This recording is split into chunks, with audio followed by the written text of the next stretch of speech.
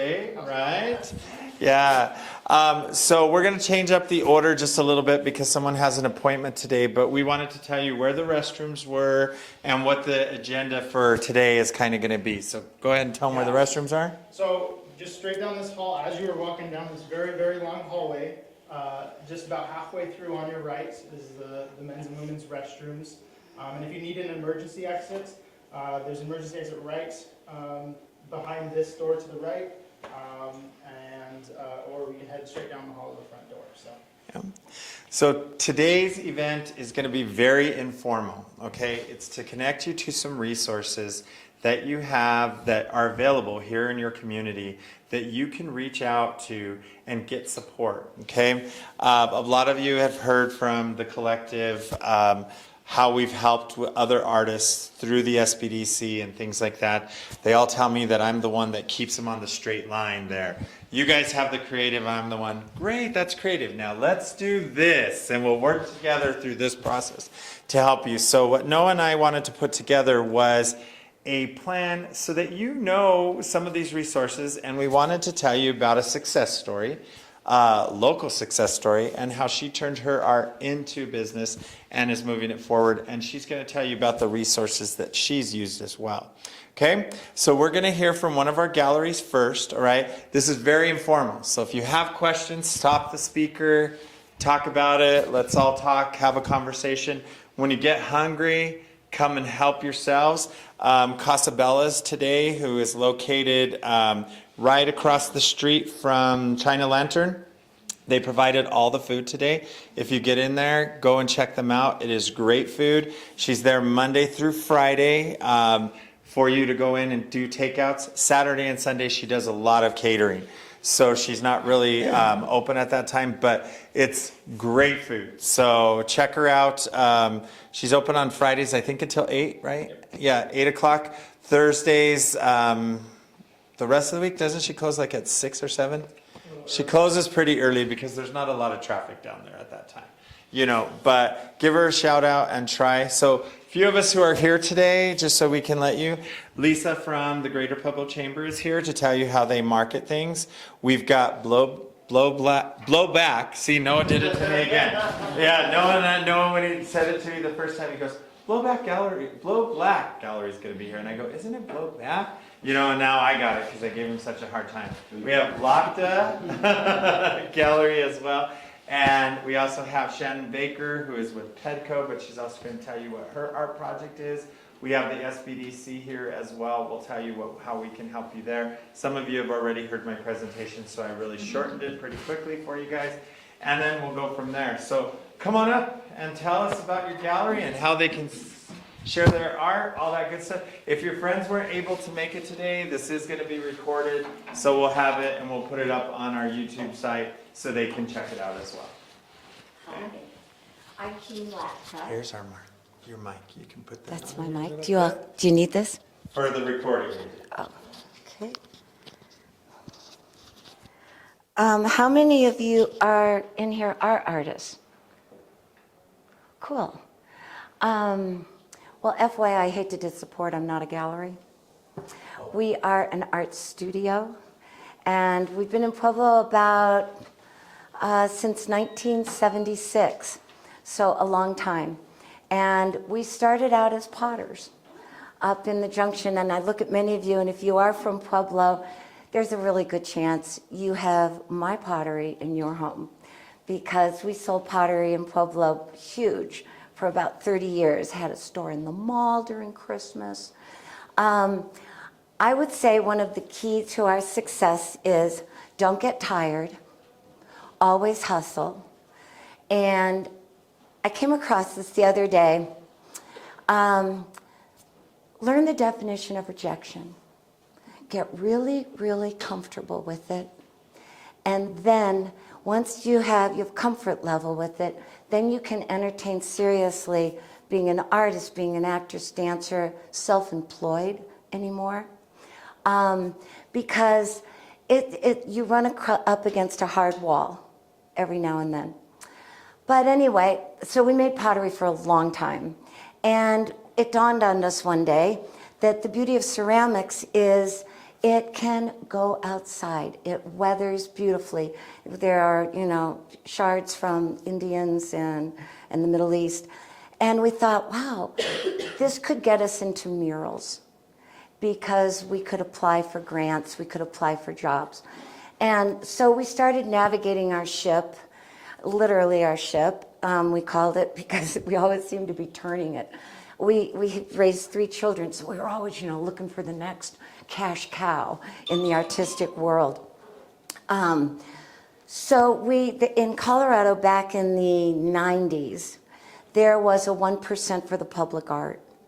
And so any public building that went up, 1% of that budget went to some kind of creative expression. And they had a website, you could apply, and then you'd become one of 3 or one of 5 and have a chance to make a proposal. So that got us into public art. And many of you are, I know, familiar with the Headwaters Fountain. This was a huge turning point in our career as well.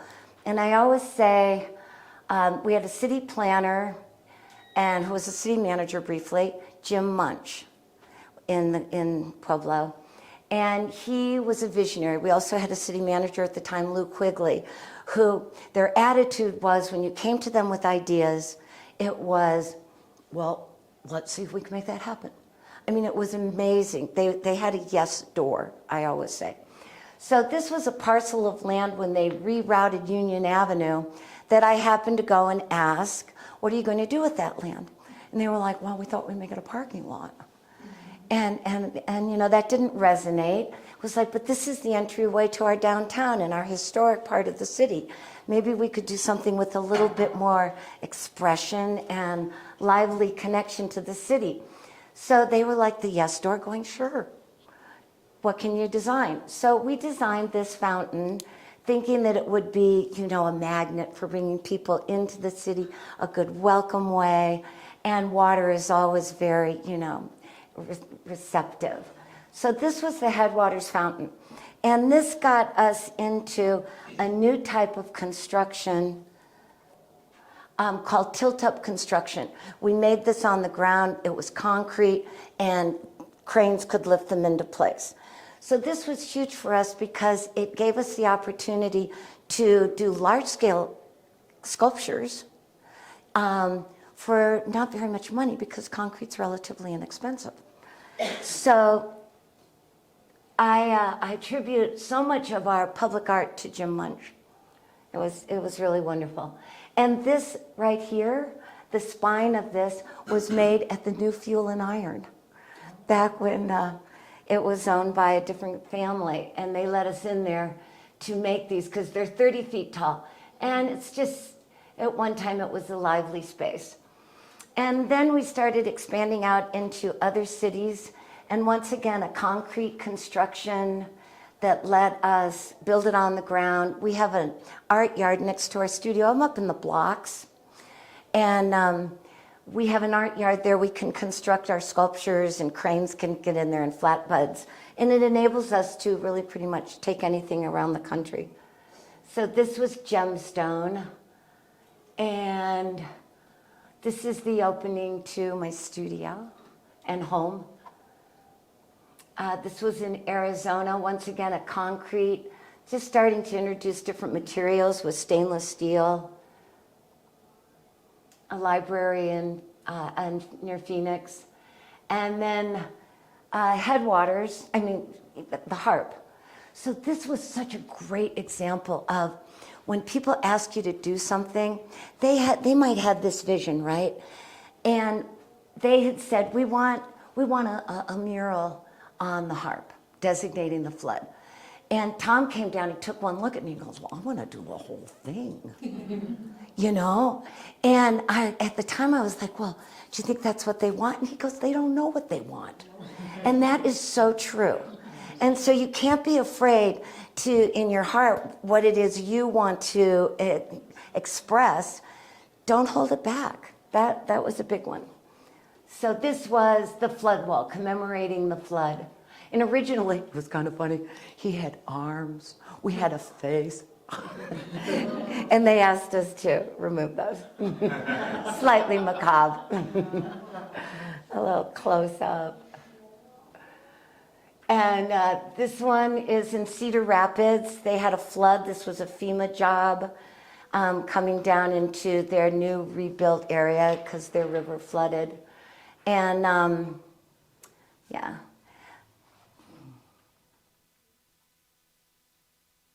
This is at Bonaventure, the retirement home off of Pueblo Boulevard.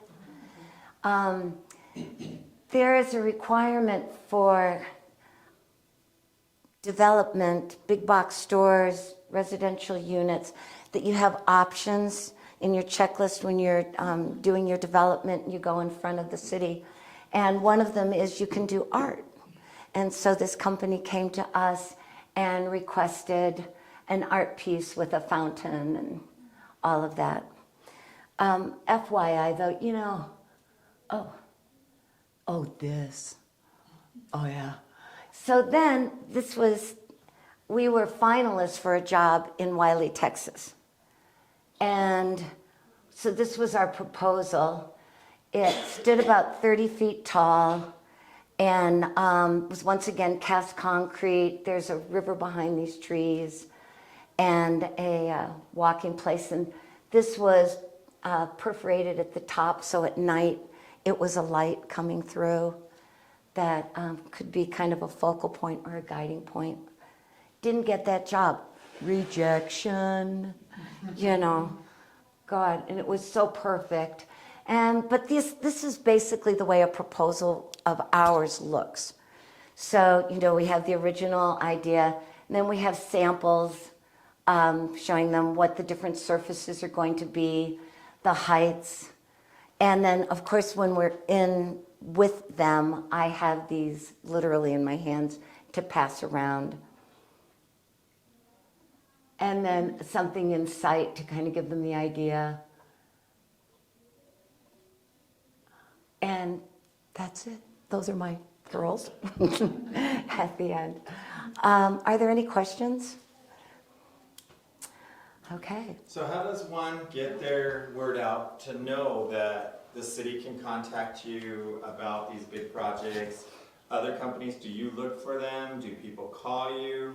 Okay, so there was never a moment in Pueblo driving around I would see either a building being taken down or a backhoe going in the ground or whatever, that I would go, what are they doing there?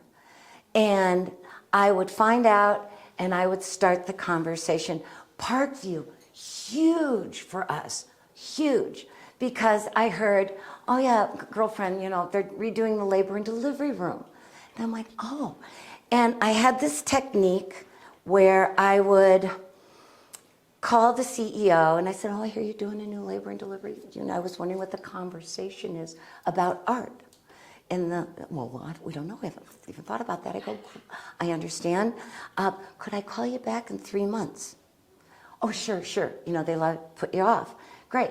And I would call back and I would call back and talk to them and slowly build this rapport. The conversation, well, would you mind, you know, if I just came in and showed you some ideas? Would that be okay? And I mean, to this day, you guys, people in the labor and delivery room, we have these beautiful art pieces with fused glass in the middle that's 10 centimeters. And the nurses will say, that's what you're going to dilate to. And those girls, they want to get up and go home because you just cannot believe that this is what's happening to your body. But we did the entryway. We did walls when they took down a building.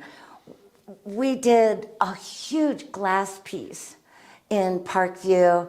That part of it is still there. When they redid the entryway recently, they gave that piece that was hanging to the Art Center, and so it's now at the Art Center. But I would never miss an opportunity. I mean, community health, that was a big one for us. Donor walls. Don't overlook donor walls. What is the conversation? How are you going to acknowledge these people who've contributed? So that's why I say don't ever get tired. because pursuing this, wonderful vision you have for yourself and your creativity is a wonderful road. And it'll fill you, not often monetarily. We've been very successful because we're in concrete, we're in glass, we're in ceramics, we're in metal, but it'll feed you, on your heart level, which is really wonderful. Okay. Anything else? So persistence, huh? Oh my Yeah, gosh. ask those questions. Yeah. Yeah, and don't get, rejected. So I do have to close with this funny story. So there's that saying, be careful what you ask for, right? So I try not to ask for a lot because I feel that we've been so, gifted. But my children were young, we were raising, and I go outside, it's a winter day, and I'm sitting there and I go, okay, I don't ask for much, but I need a little part-time job. Something maybe $500 a month, just something little. And the phone rings. Back then we had phones on the wall. So I go in and it's my girlfriend. And I'm like, what are you doing? She goes, oh, I just came from Thrifty Nickel. I go, really, what are you doing? She goes, oh, we're putting an ad in for just an office secretary, little part-time thing. And I go, oh, really?